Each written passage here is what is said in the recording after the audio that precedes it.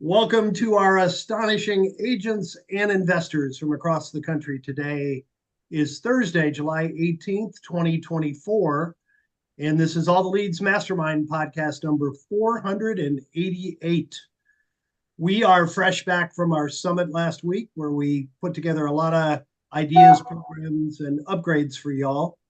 And I'm going to turn it over to Tim now. He's going to go through each and every one of them with you. Right, Tim? Yes, exactly. All Okay. all 42 of the action items that we came out of our summit with. Yep. We had a very good summit meeting. It's always good. It's the first time in a long time we uh, decided to not do it virtually. We actually uh, got everybody into Florida, and everybody that needed to be there was, and we had two really, really good days and made a lot of progress on a lot of stuff. And it was a great meeting. I think everybody enjoyed it and we got a lot out of it. I think we walked away with a very ambitious agenda for the next 6 months, and that's a good thing. So yeah, it worked out well. I am absolutely not going to go over all the items because it would take a while, and most of them aren't very interesting. Um, One of the things that we did look at was just try and look at what's going on in the overall marketplace. What's our role? What are we supposed to be doing? What are the right things that we're doing? What are the less than right things to do, and all those sorts of things. And we've made some good progress in the last 3 or 4 months by getting new product out the door and all of that. We just have to continue to do the things that we're doing right now and execute and do a better job with that. And the other thing that, we had to do is we're doing the same thing that we always encourage you guys to do, which is to look at our business like a business and operate it that way. And so some of that is looking at our people and making sure that they're in the right places, doing the right things. And um, as a company matures, and no matter whether you're running a sole proprietorship or a business with a lot of people in it, you invariably find that the people that are there are, some people are doing great at the jobs that they have, and you look at other tasks within the company that aren't necessarily getting fulfilled well or as well as they should, and you know that this person who's doing this job might better be suited doing this job. So we're making some people moves, and just continuing to look at our business through a magnifying glass and make sure we're doing what we're supposed to do. I think the most rewarding part of it for me, and I won't beat this up any longer because it's pretty boring for you guys, but was to look at the growth of our people. We were a kind of a small company in the beginning, and it was Jim and I and two or three other people, and that was kind of it. And now we got a pretty fair size organization of people and operating in multiple states, people that are working directly for us who get up in the morning, and we have people from California to New York to Ohio and Pennsylvania and all over the country. And COVID changed the world for us. We sent everybody home, and and they didn't want to come back to the office. So we actually are in the process of selling our large building that we had to house the heart of our company. And obviously we moved our print facility several months ago to another purpose-built print facility because it had outgrown our ability to support it where we were. And so now we're selling that and moving on. So things are making a lot of progress there.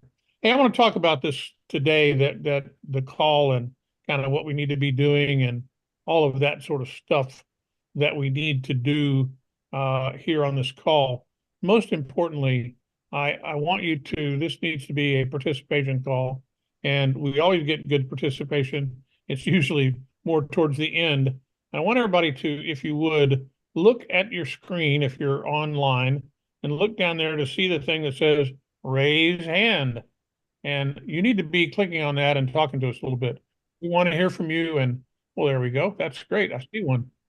And that's super. All right. So it works. Wonderful.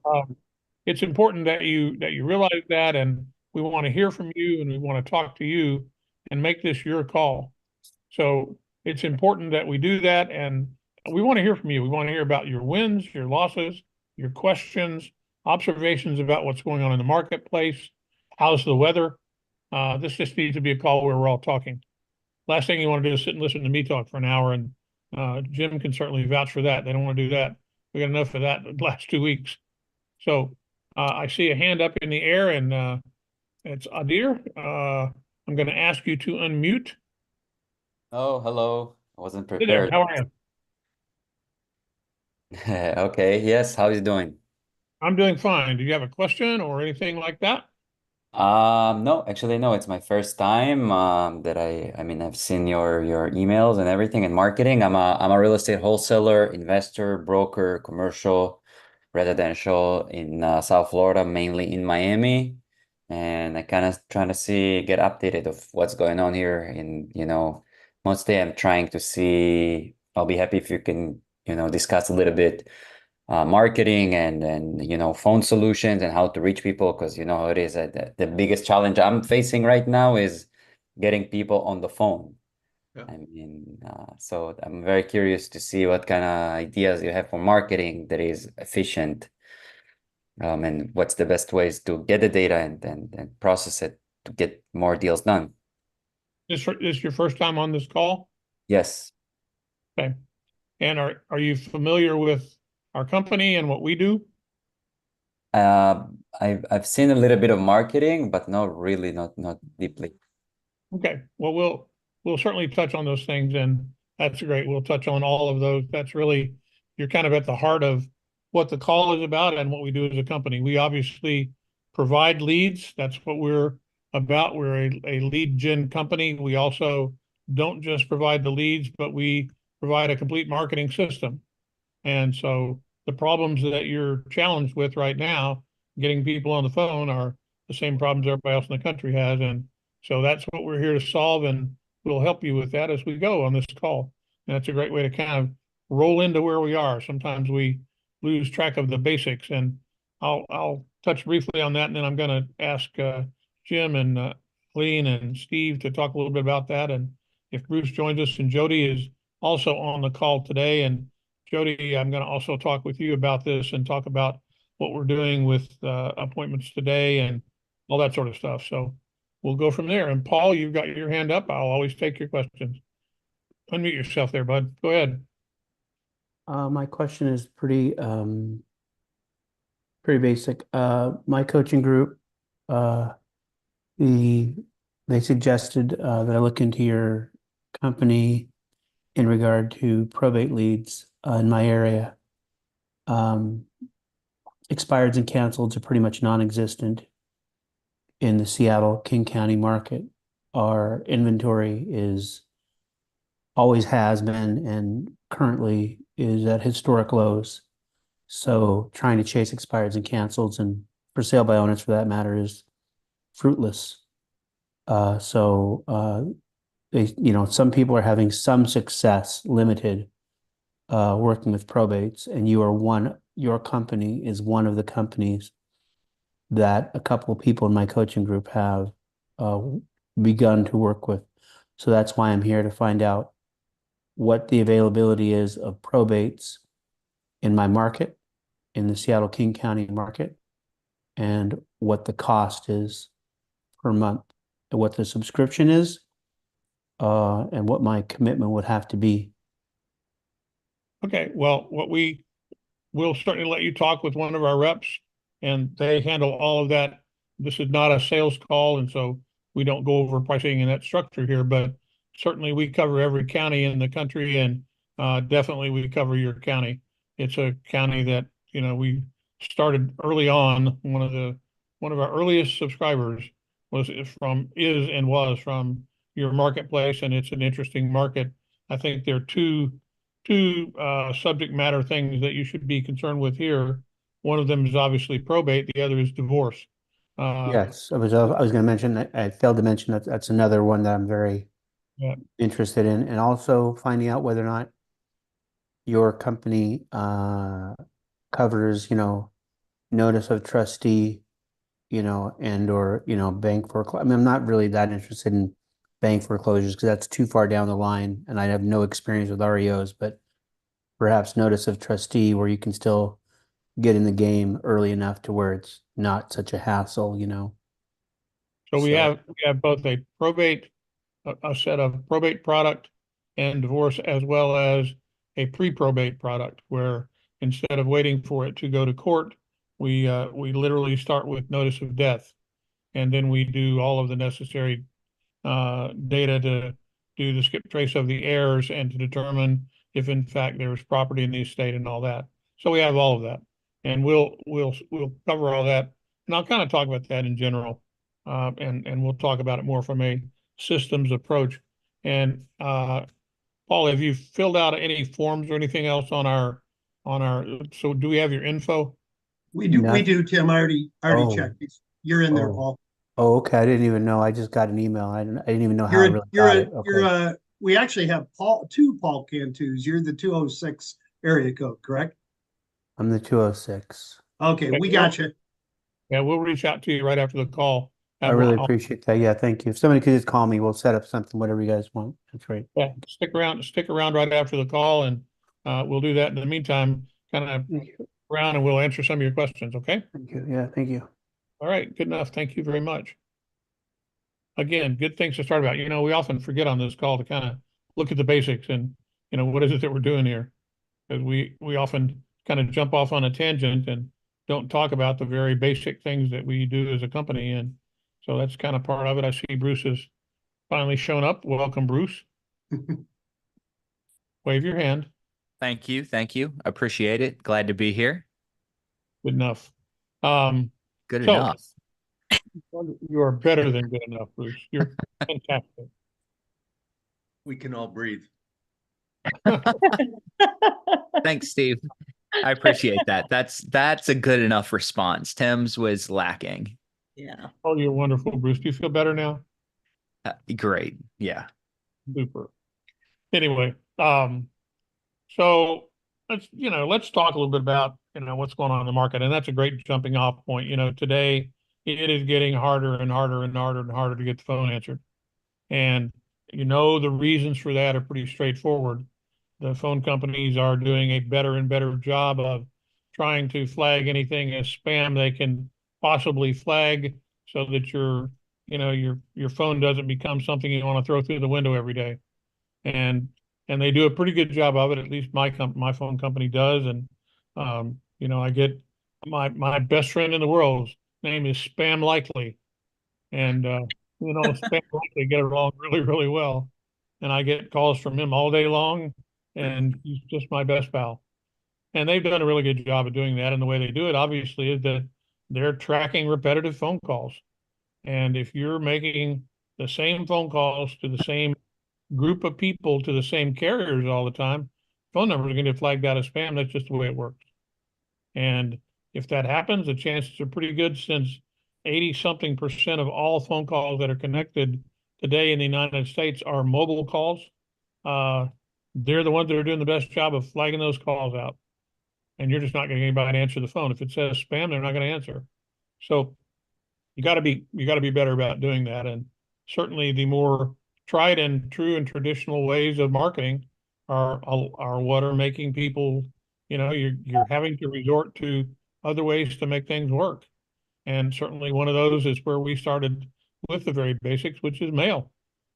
We've always said that the right thing to do is to send mail out and follow up on the mail with a phone call. And that's kind of been our approach all along. And Bruce has kind of a pretty eloquent approach to doing that, which is mail as much as you can, call as much as you can. And, Bruce, talk a little bit about that. You've kind of got some structure that you teach in Mastery. Why don't you talk about it a little bit? Sure. I think that there's a handful of different things that you should be doing, not to overcomplicate it, because the simple answer is people need to start to know you, because the first time that you reach out to them, especially if they're just starting to open probate or potentially pre-probate, you're a stranger on the phone.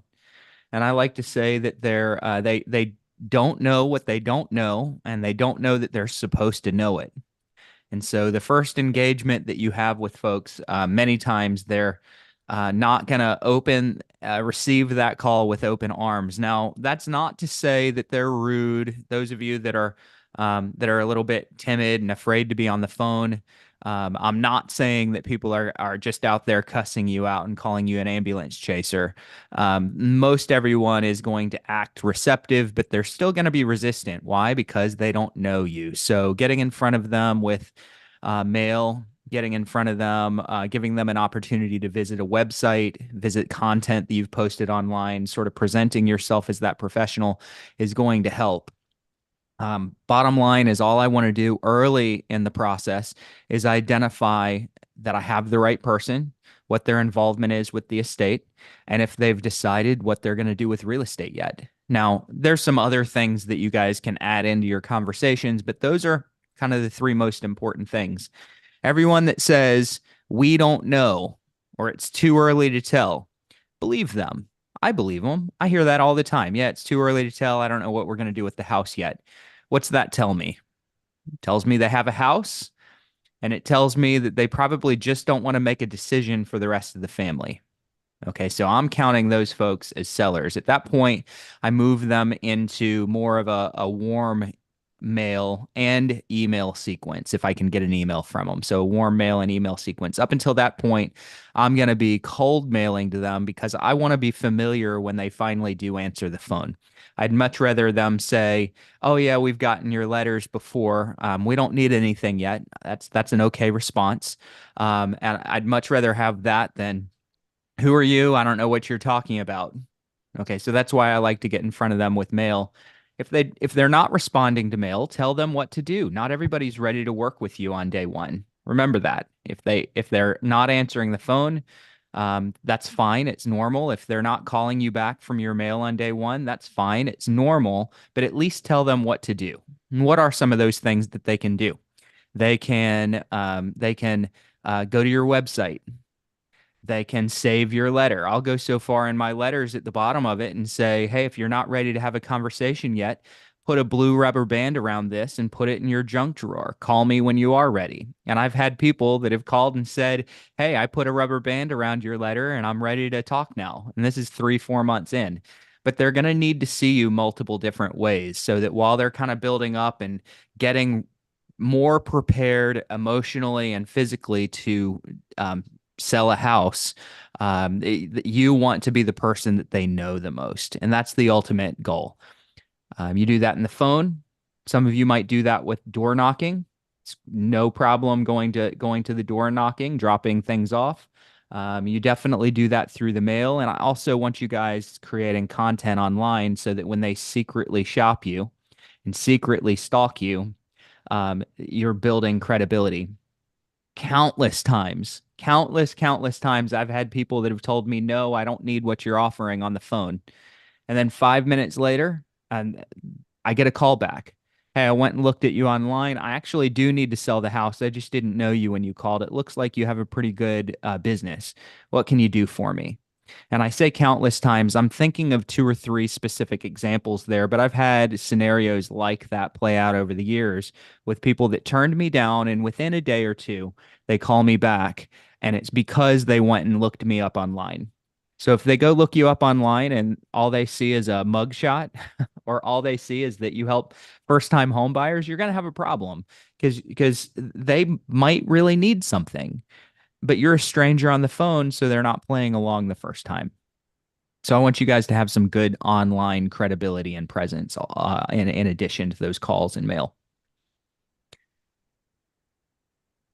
Good, Timmy? Any coaches want to chime in? What do you guys think? I would add something as well, Bruce, to that, calling the leads, doing the marketing, and as well, not to sleep on the attorneys, right? Also, with the leads that we get, we oftentimes will have a really good handful of attorneys that are consistently having estates and probate. And to be able to take a look at that and see where you see a repetition, where you see an attorney showing up a number of times, and to start with that and to call those leads. Most likely they're going to pick up. You're not going to get flagged for spam with an attorney when you call, and creating a relationship with that. Oftentimes, you have to get through the, what do we call them? The gatekeeper, the secretary, the paralegal, but it's worth it to keep at that And that's going to take a number of times to create a relationship. So I just had a recent scenario where I was calling an attorney that didn't know me. I didn't have anybody to refer to her, but I wanted to establish a relationship because I saw that she had was consistently coming up on the leads that I was getting. And I called her, and at first she didn't take my call. And then I dropped off a package, a little, goodie package with some of my information. And then the third time I called to ask her a question regarding something with probate. And she came to the phone. We chatted. By the fourth time that I called, I didn't have to hear, oh, she's busy, she can't talk to you. She just came on right away. So it's just that consistency, and it takes time. And sometimes you have an opportunity to be able to refer a client to them, and sometimes not. But just having your name be top of mind and thinking of creative ways to engage with that attorney that's doing a good amount of business, make yourself their go-to realtor person, because they need us. They need the resources that we could alleviate the load that they have. So if their client is asking for this and for that, if they could just say, call whoever, this realtor, they're going to be able to help you. They'll have the resources. You're golden with them. So that's, I think, an important addition to what you're saying, Bruce. Well, I think to go along with that, you've got a lot of people that say, hey, I tried calling attorneys and the gatekeeper told me that they didn't accept solicitations. Or I tried calling attorneys and the gatekeeper said they were always busy and didn't want to talk. Or the attorney ignored me twice. They don't want to do business with me. You guys, if that's what you're saying to yourself with the attorney or the prospect or the personal representative, you're my favorite type of investor and agent to compete against. You're my least favorite type of agent or investor to coach, but to compete against. I love you guys because I know that the attorneys don't want to engage when they've never heard my name before. But guess what? In a month or two, they will have heard my name. They will have seen some stuff from me. They will have checked me out online. They'll want to engage. Same thing with the personal representatives. Why would they want to engage with a stranger? Okay, why would they want to?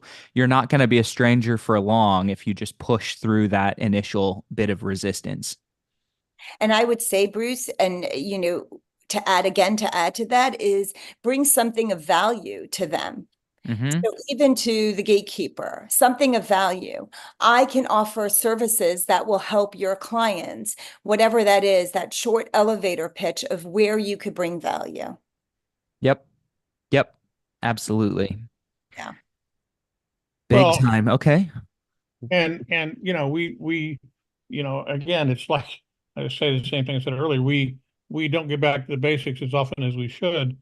There's a whole art to simply prospecting the attorney side of that, and to take what Aline said, it's real simple to do that, and that is to simply go in and take your list every month when you get your lead list from us, and pull that lead list into either Excel or Google Docs or anything you want to pull it into, and look at the data and sort the attorney column of it and see who's appearing most often.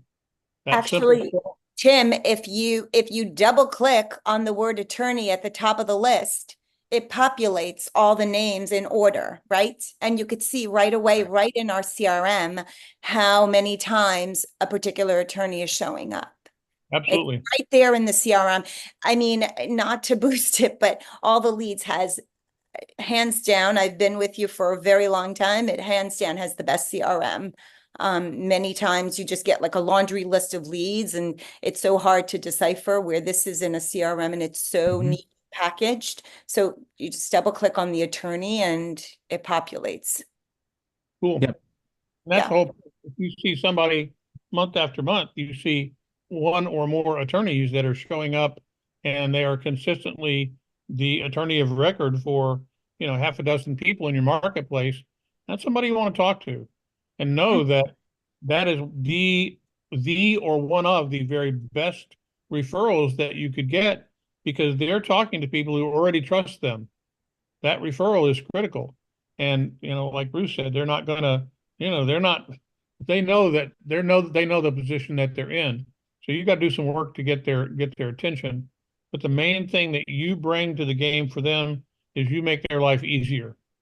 You're doing a lot of the work that in order for that to get closed, somebody's going to have to do it. And if the personal representative isn't doing it, they're not finding all of the, the buried bones around that you're going to chase down and get done, particularly having to deal with the real estate side. Somebody's going to have to do it. And in a lot of cases, that attorney is not going to get paid until that's all done and it gets closed. So you're their pathway to money if you get them convinced in the right approach that you can help. That's what that's all about. Ed, Jim, you want to say something, bud? Yeah, before we get to Ed, I just wanted to give both Adir and Paul some encouragement. Paul, especially you, I feel your pain.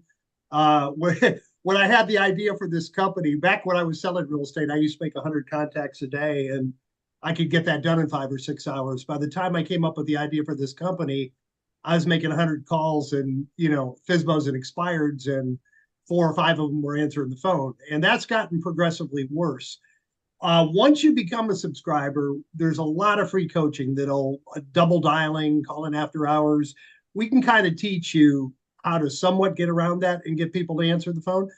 But the one thing I think you're going to notice immediately that I noticed is a lot more people, when you're calling the executors, they're, especially if they're absentee owners, they're not in the market where the property is, their phone isn't ringing off the hook. I think you're going to notice a dramatic increase in the number of people that actually answer when you call. So I wanted to give you that encouragement. Just changing your lead type, like what you're looking at doing, is going to be a big surprise, a pleasant surprise to you compared to prospecting FSBOs or expireds. That's it. Okay, Ed, unmute yourself there, bud, and go ahead. I hear you. Thank you. How long do you make a phone call after the initial mailings? Depends on where you are and how long it's taken to get there. So in our case, when we do the mail for you, we mail you a copy of the letter that went out to everyone on your list. So when you receive the letter, they receive the letter. That's when you need to call. We try to make that as simple as possible. Okay. And Ed, if you're not aware of our letters, when they come out, they're in an envelope, looks like it's handwritten. The stamp is on there, it's not on there straight, it's on there kind of cattywampus, if you will. And the open rate is greater as a result because it doesn't look like something that's been machine generated. All right. Thank you. You bet. Adir, you had your hand up again. Did you want to say something? I was just curious what he said earlier about connectivity, because I missed the last you mentioned something about the connectivity. It was referring to me. That's why I was trying to. You talking was it about me? telephones? Never mind. That's okay.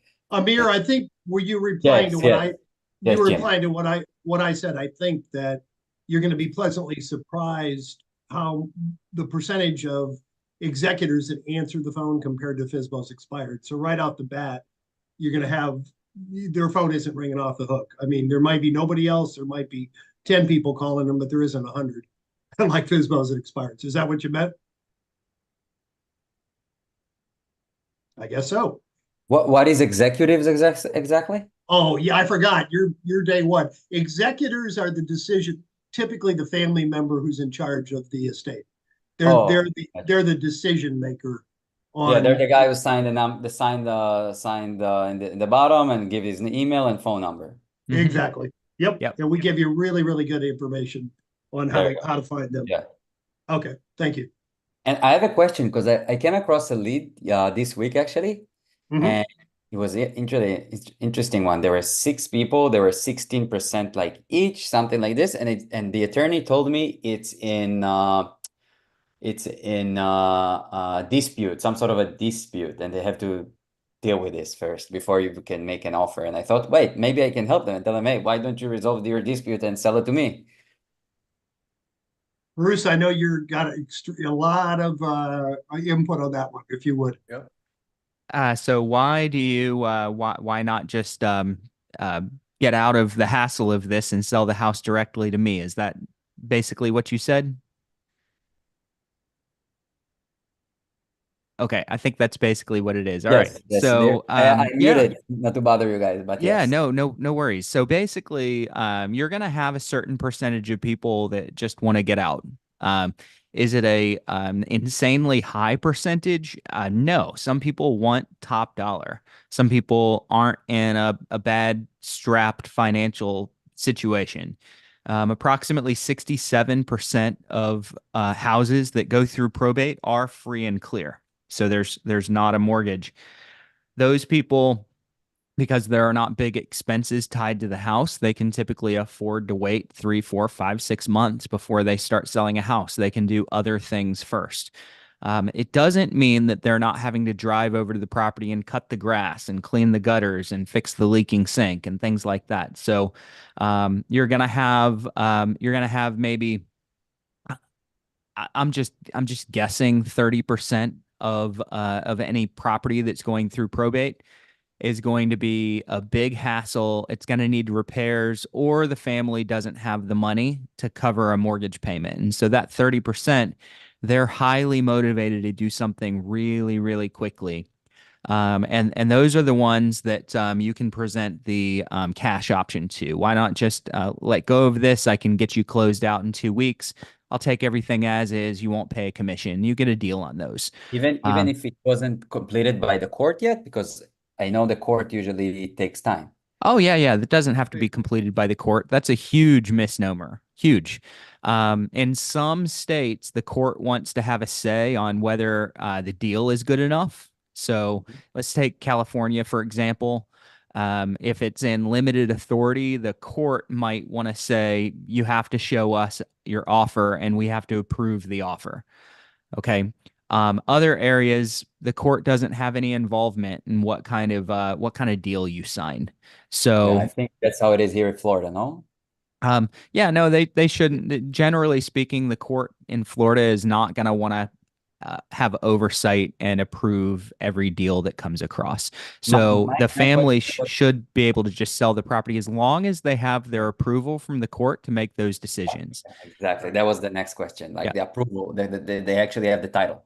Yeah. No, they're not going to have the title. Title is going to be in the name of the estate.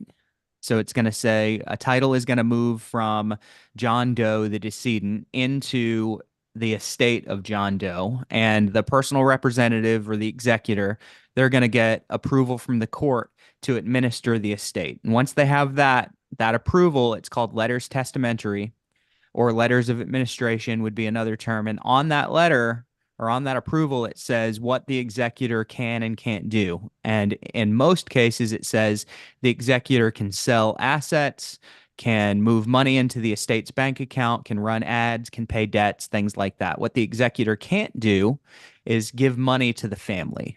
So the family can't get any money from the sale, but it doesn't mean that they can't sell. They can Huh. sell as long as the proceeds from that sale go into the estate's bank account. And how did you call that? Administrative? Yeah, letters testamentary, or in some areas it's called letters of administration. So Got you. letters testamentary. And if you ever talk to a personal representative and you bring those up and they say, "What are you talking about?" You just say, "Did you get court approval?" Because they don't always know what those are either. They might And have it in their folder, but they don't know what it's called. So did you get court approval to sell? got you. I have another question. I see on some of those probates, I kind of look through them and I see that the beneficiaries, many of them are, they live in the property. So I feel like those guys are less inclined to sell because I was kind of try to look for those who are, all over the country. They're not really, the property is in my county, but they're all over. I felt like those may be more likely to be motivated because they're not here. What they have to do with the property. Yeah, a lot of times there's a little bit of need for extra assistance from those people, for those people. Like they can't cut the grass and they can't change the locks and they can't clean the house out. And yeah, sure, maybe a higher percentage of them are going to sell. But you can go and you can go after them. I know a lot of agents and investors that only go after them. Yeah. And I say, great, more for me, because I deal with surviving spouses and caretakers, like family members that are siblings, nieces, nephews, kids all the time. And they might have an address at the same place while they were taking care of a sick parent or a sick sibling or something like that. And then they sell. And it might sometimes, if they're living there, it might take a little bit longer. It might not be a sale in a month, but many times they sell. And I love when my competitors go only after the executors that are out of state. I love it because that leaves me a whole huge segment of people that have to sell that I get to go after without competition. Well, and you need to think about why it is. And Jim, I'll get you in just a second, and Casey as well. The thing you got to remember is why might they need to sell? Think about this, that they may be living there, but the person who passed away may be the only reason that they are able to live there, because that was the breadwinner. That was the one who was paying for it. That was the one whose sole responsibility it was to make sure that mortgage got retired. And if it isn't free and clear, that's one part of it. The other side of it is that may be the person who put groceries on the table, even if it is free and clear. So that is the biggest trigger in the world when someone passes. The other thing that could happen is that, like Bruce said, it might take a little longer. Someone may think, well, I'm the surviving spouse. I'm gonna stay in the house. And what our data has told us, we don't track this, to be 100% accurate about it, but anecdotally, what our data tells us is that usually around the 90-day time frame, that someone who's staying in that house, they may begin making a choice that says, I'm really not comfortable being in the house that I shared, with my spouse for all these years, and it's more than I want to deal with, and the maintenance is more than I want to deal with. It may be time to think about it. And that's the whole point behind making sure that you're at the right place at the right time.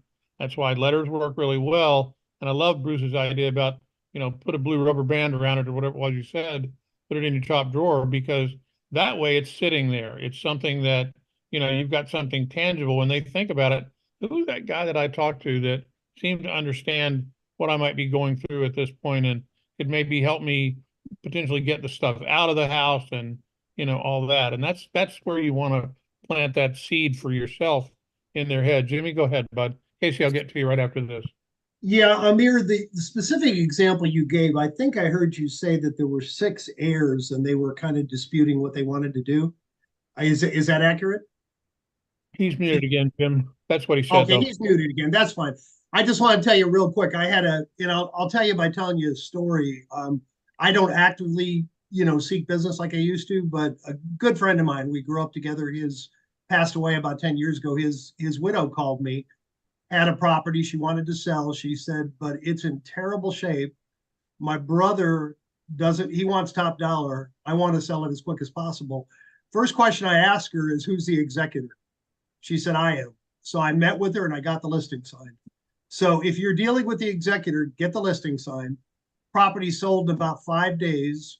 The brother had an attorney, disputed it. It took us about 10 days to get a court hearing. She went to court and showed the judge pictures of the property and he said, sell it. So if one of the heirs disputes the price, yeah, it can complicate things, but not as much as you might think.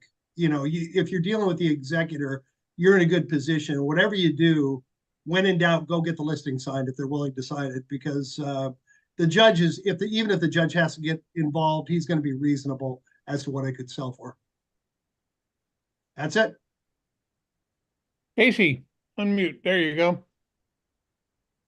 Hey guys, so Steve had mentioned open rate or a positive percentage of open rate within direct mail, and that perked my ears up. So I've been doing direct mail for a while now. I want to say a year, maybe over a year. And historically, I've been having about 3% gross calls from that. I say gross because it could be somebody saying, stop mailing to me. But about 3% is what I'm seeing on average up until recently. I want to say the past 3 months that completely fell off, and I haven't received any calls. So I'm wondering, one, climate, if something just in general, is it the election? Is it whatever that everybody else is seeing where they've seen a downfall with incoming calls from direct mail? But also return mail came up in question. So I have colleagues that do direct mail, not through all the leads, but through other fulfillment centers, and they get a ton of returned mail on a regular basis. And they ask me what my returned mail percentage is. And I said, well, none. I never get returned mail. And I realized that I don't have a return address on my envelope. So I imagine that's why I'm not getting returned mail. So I guess with that being said, how are you tracking the open rate? That was All really right. first. Let me That was a lot. Yeah. Let me take it. Okay, so first off, return mail. I'll go start with the last and then move to your first topic. Return mail. I put a return address on my first mailer. And generally speaking, I expect somewhere around a 7% returned rate. I take them out of my mail campaign, or I move their mailers over to the decedent's address. So because generally I'm mailing to the personal representative. I kind of like mailing the decedent's address, even if it's vacant. At least I know the person that goes there and checks it every week is usually going to be a responsible party. But yet I still, in my campaign, I'm still doing the personal representative. If I get that 7% returned rate undeliverable, I take them out of my mail campaign and I save the money on the rest of those letters. So mine is about 7%, and that's been across 4 or 5 counties that I've done this in. So now over the years, I've had at least 3 different times where my response on mail plummeted. So what you're experiencing over the last, I think you said 3 months, I've experienced that a number of times. And generally it's not the open rate of the mail. It might be the open rate, but it's not normally the open rate. A lot of times what it is it's the the market and the society where you live and the general sentiment. It just kind of goes through these evolutions where maybe they're getting a little bit more mail. Maybe maybe a couple of competitors are jumping in and they're sending something that's similar. And so they're being alerted to that type of mail. And so what I typically have to do is go to the drawing board and say, what am I saying? And how am I putting it in front of them? So I've gone so far at times as to send a cardboard envelope that's like a letter size, 8.5 by 11 size, unfolded. I've changed the font on envelopes up. I've put something heavy inside of the envelope, which is something that I like. I've gone super direct at times where I've said, "Hey, everybody else might be offering you something about probate. I'm just looking for the owner of 123 Main Street. Have you thought about selling it?" These are all just ideas that I would encourage you to try. If you're not getting that response, I would change the primary emphasis of the letter up. And then I would start telling them what to do if they're not ready to respond yet. I have, it's been a while since I've had a 3% response rate. But I get a lot of people that will still come to me through the phone. And when I get there, I realize that the mail played a role in it, played a role in getting that appointment. It may not have been the single thing that got me the appointment, but it did play a role. So I'm always telling people those secondary things that they can do if they're not going to call me. And secondary things are in no particular order. Save this letter, and I'll be really weird with it. Put a blue rubber band around this and put it in your sock drawer. Okay, so really strange where they can't forget that I'm the person that said to do this weird thing. And B, send them to some piece of content online. Hey, listen, I understand if you're not ready to do anything yet. Go to this website and look at how much I saved the last person going through probate, something like that. And I'm spitballing with you right now. I'm telling them to go do something. And then that way the person that's not going to call me has an action that they can take that's going to engage them with me a little bit. But I would change the emphasis of the letter and the offer. Are your letters long? Do they typically fill up a full page, or are they pretty short? They do fill up a full page, but that also includes testimonials. Got it. I would try maybe a short handwritten font, 3 or 4 lines. And and if you want testimonials, consider putting it on a little card insert that goes in. Tim's gonna love me. I'm telling you to do things that I haven't asked him if he'll do yet. But but I'd consider putting a little card insert into the mail with testimonials and maybe a short couple of line letter. And I wouldn't do that with all my letters, but I would do that with maybe an opening letter or something, maybe the second letter that's just short, direct, and to the point. I think the other thing, and yes, we can do any kind of insert you want. We could change the letter. Obviously, we're all about doing that. And the thing that I think is important about what Bruce is saying is that there's this old thing about always be testing. And, it doesn't hurt to make a change in what you're doing 1 month and see what's going out. Try some of what Bruce said, do something different. But the one thing to realize is that the person that you're mailing to has only been a personal representative one time. So it's not like they've seen your letter or anybody else's letter a bunch of times, nor will they likely see them a bunch of times. It's not like every, I don't know if in your market you get the same thing, but I get the same mailing every single month from the same roofing company, and I get the same, same letters all the time in my mail, and they go in the round file. I think we do a lot of things, as you know, Casey, to make sure that our letters are deliverable, and we work hard to get that done. But I think that's the key element. I think you got to realize that it's not a normal circumstance where they're getting peppered and they've seen it every month, month over month over month. The other side of it is that I don't know what your timeline is in regard to mailing, but I would also say you should be potentially mailing to your older leads as well as your new leads that come out. And that's along the way that we've talked about how well probate leads season. Oftentimes that decision point to make something happen isn't immediate. Sometimes it is, and that's the low-hanging fruit, and it does happen. But 6 months, 12 months even, we have campaigns that we put out, and Jim has always had great success in doing mailing programs to letters or to probates that are a year old and 6 months old.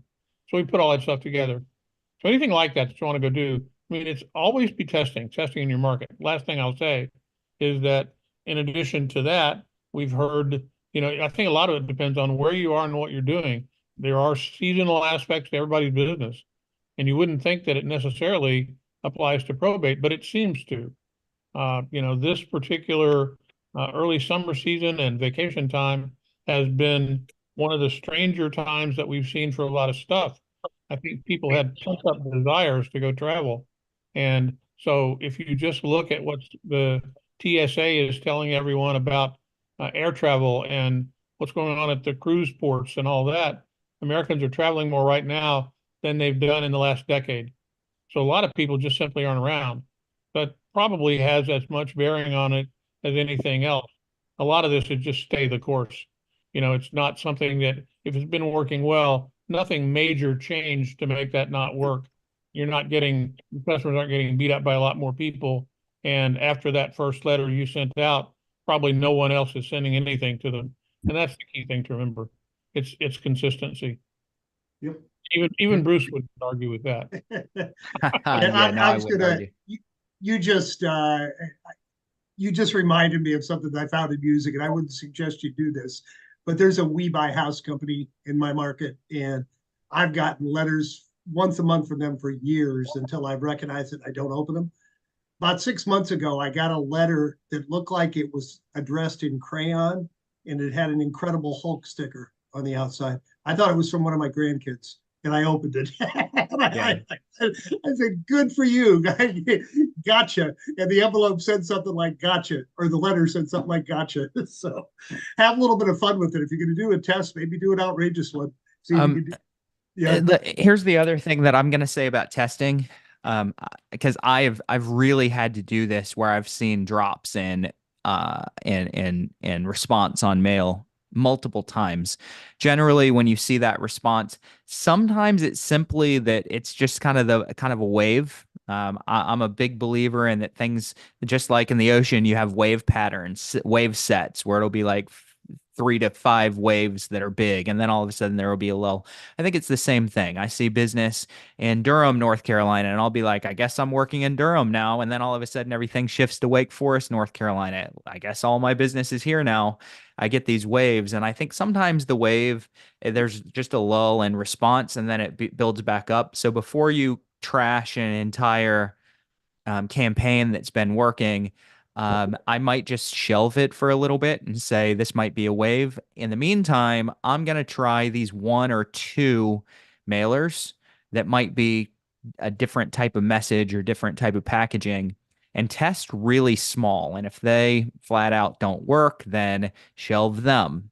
But if they work, then start to build around those. And then maybe in a few months, 6 months, something like that, go back and try the original sequence with those 1 or 2 pieces that you've tested recently. So it's all a matter of testing. If you're going to change things up, kind of test those changes small. Don't go write an entire 12 mail campaign with your new message when you don't know if that message is going to resonate yet. But maybe write 1 or 2 mailers with a new message and see what the response is. And maybe try a postcard too, right, Bruce? Try a postcard, slip a postcard in between. Yeah. the Oh, lines. yeah. Yeah. Absolutely. Yeah. Definitely. Sprinkle some postcards in the mix. And be aware that, we're moving into the silly season for the election process, and people's mailboxes are going to be filled up with every imaginable type of mailing that politicians are going to use to, get their message out to people. And so the things that you can do to stand out in regard to that mail are, mail what we call a jumbo postcard, something that's larger, that's going to get people's attention. And it's very little price difference between that and a normal size postcard, and you get more bang for the buck. You can put a different message on there and all that, and you can clearly lay out the value that you bring, your value proposition in that. And it's a nice presentation to make. Work with our MIS team. Our marketing implementation specialists are there to help you do that job. So that's part of our system, what we believe in doing. So we definitely want you to get that done. Guys, we're running up to, we got about 5 minutes left, and typically people have questions at the end of the hour. If you're going to raise your hand and you want to ask a question or make a comment, this is the time to do it so that we don't run out of time and run over. We always try to be real respectful of people's time and all of that, and be real careful about that. So please help us to do that. You got something to say, do it. The other thing that Steve mentioned, and I think it's important to point out, is anything that you're doing, and Bruce said the same thing, it's always a good thing to have a good call to action in there. Just laying it out as a brochure, if you're going to be doing mail that says, here's all the wonderful things that I do, that's great. But you really want to give them a reason that says, I want you to do this. Like Bruce said, put a rubber band around it, put it in your sock drawer. That's a great thing to go do. But your letter's not going to do any good if they don't pick up the phone and call you, if that's what you're looking for. It'll help you warm up the call when you call them back. And that's what we say. It's a great way to start. Hey, I sent you a letter a couple days ago. Don't remember if you got it. It was the one in the blue envelope. And, we will do them in colored envelopes for you and all that. That way, if they haven't thrown the mail out yet, which they do, you can quickly get at it. Somebody asked the earlier question, when do you call? You want to call before that letter has gone into the trash can, so that you can get them to put it in their hand and know that it's there and you're the person that sent it. Now you've taken a step above the competition at that point. Because if they dig your mail out of the pile and they found it, now you've gotten somewhere. You've made some progress. They know you took the time and you're serious to do it. And that's important. Anything else anybody wants to talk about before we run? Because we are at the end of the hour, and I think we've had a good call today. As always, they take off in an interesting direction. It never fails that we don't come with a preconceived agenda, and good things happen. We are going to, in the next couple of weeks, we're going to come back and we're going to revisit divorce. We've had, we're increasingly, a large number of our customers are adding divorce and have added it to their portfolio. So we really want the opportunity to talk some more about that. So if if you've got some questions about divorce, be thinking about that. I think probably next week we'll come back and talk a good bit about that.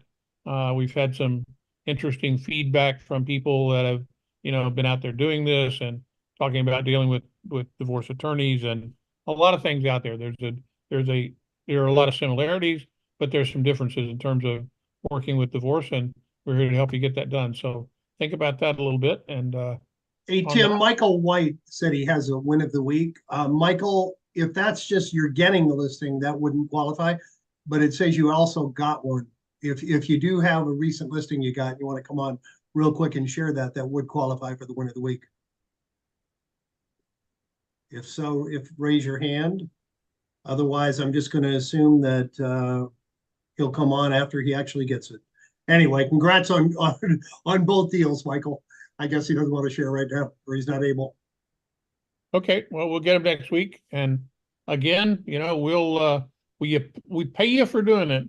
We really want to hear your info. So, anybody that comes on, if we have multiples and they're the win of the week, we pick the one that we think best represents, goodness and wonderful things that happened. And we give you $100 credit towards your leads, your mailings, or anything else that you do, and all that you can use towards your website or whatever. And we've got people who've won that 2 or 3 times in a row, and we want to hear about it. So we're looking forward to hearing it. Guys, we're at the top of the hour. Thank you a lot for being here. As always, it's been a great pleasure to be with you, and we appreciate you coming. I love the fact that our attendance stays up, and a lot of you stay till the end of the hour, and we really appreciate that. So, Jimmy, take us to the barn, buddy. All right. As usual, I want to thank each and every one of you for being here today. I want to particularly thank Kadir and Paul and Casey and Michael and those that actively participated. I want to challenge each of you, take one idea that inspired you on this call, go out and put it into practice, and please come back next Thursday and share your results with the group. Have a great week, everybody. Same time next week. Take care.